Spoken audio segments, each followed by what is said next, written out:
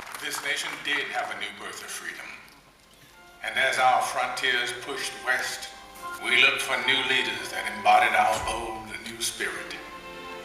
Leaders like Theodore Roosevelt, born to wealth and privilege, but imbued with the spirit of the American frontier. He rode with cowboys and led his rough riders up San Juan Hill during the Spanish-American War.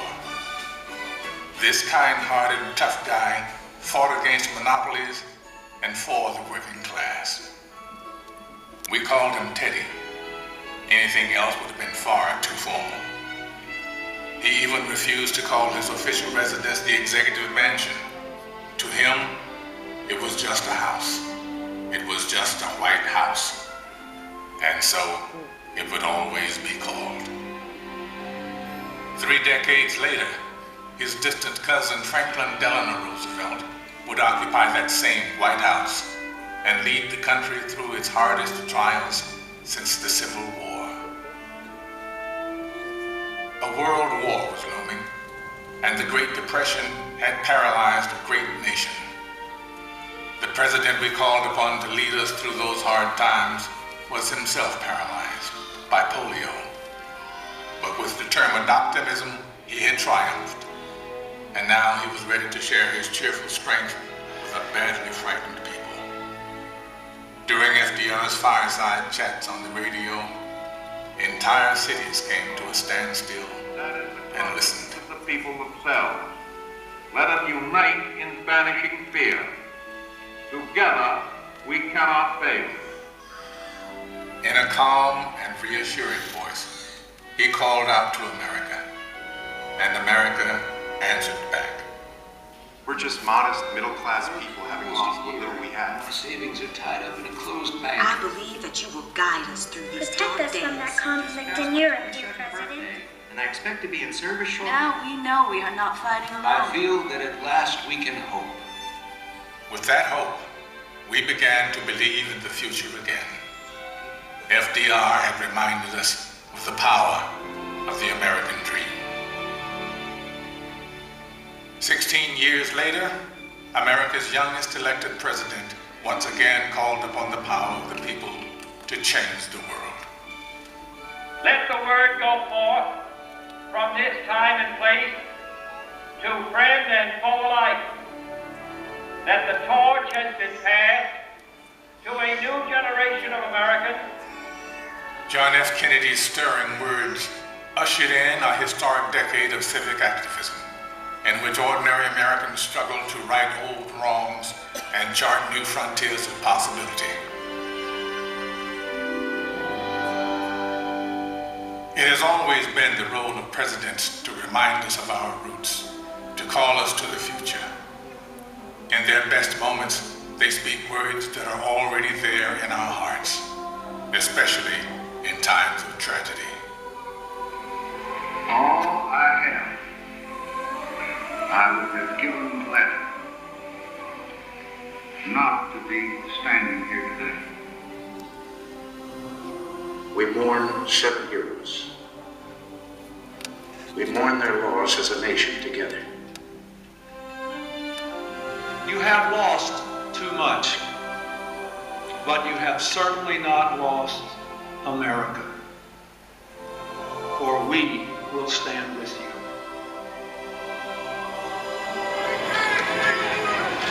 I can hear you.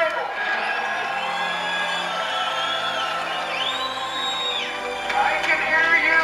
The rest of the world hears you.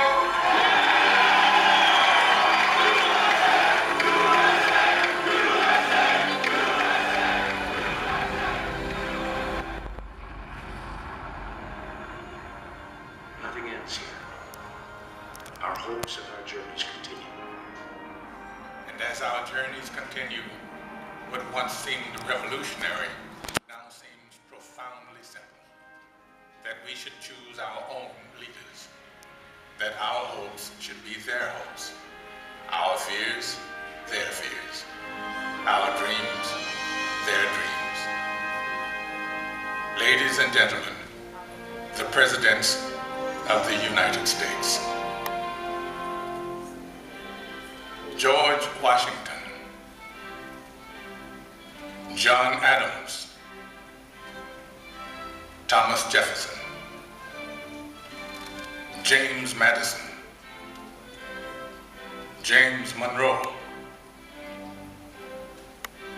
John Quincy Adams, Andrew Jackson, Martin Van Buren,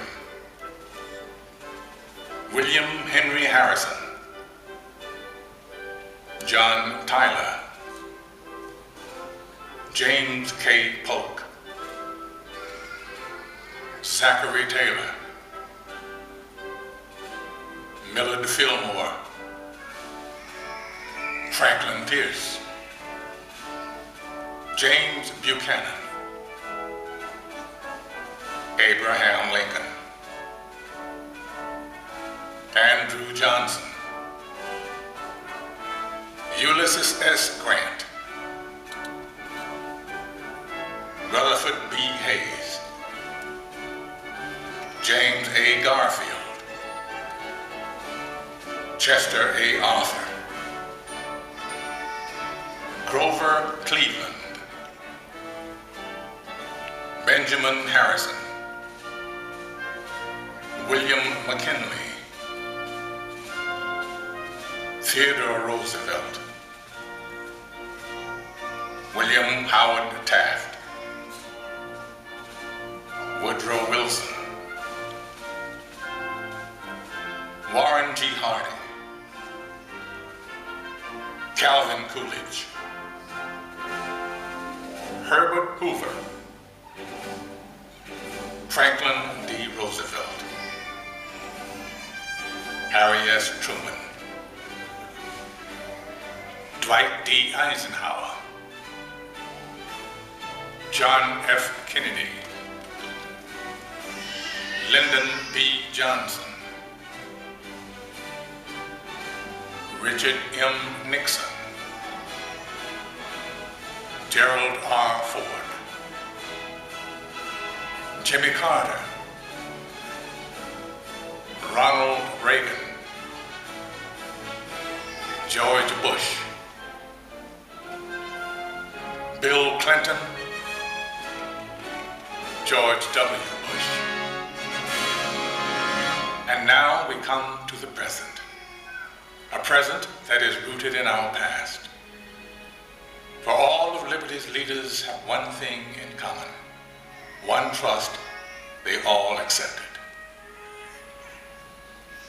My fellow citizens, no event could have filled me with greater anxieties than that notification on the 14th day of April, 1789, that you had selected me to lead our nation.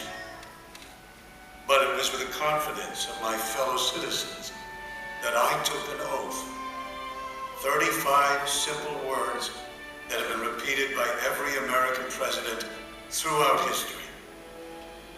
As long as that oath is taken and solemnly fulfilled, the American dream will endure. I, Barack Hussein Obama, do solemnly swear that I will faithfully execute the office of President of the United States and will, to the best of my ability, preserve, protect, and defend the Constitution of the United States, so help me God. Ladies and gentlemen, President Barack